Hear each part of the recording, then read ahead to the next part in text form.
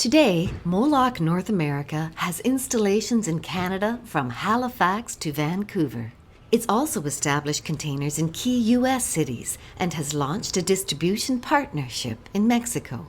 Where one Molok container pops up, others quickly follow. Because from the user to the property developer to the city, the advantages of the Molok container are immediately obvious.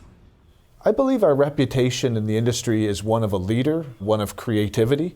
In some industries, they view companies as disruptors. It seems to be in the Internet of Things, every business is a disruptor. We were a disruptor 27 years ago, and we continue to disrupt the industry. We're changing the way the individual views containment systems, the way architects, developers, and the service companies do business.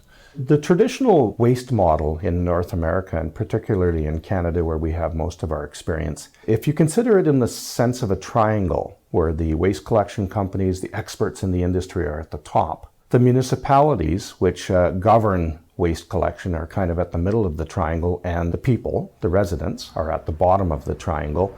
The municipalities look upward to the waste collection companies on how things should go with regards to waste collection, recycling, organics diversion, that type of thing. Then they push it down to the residents. We've been fortunate enough to take that triangle and turn it upside down. We're putting the people, the end users, the people who use Molok containers at the top. They're the decision makers. They're the people who use the system that want to get the most out of it.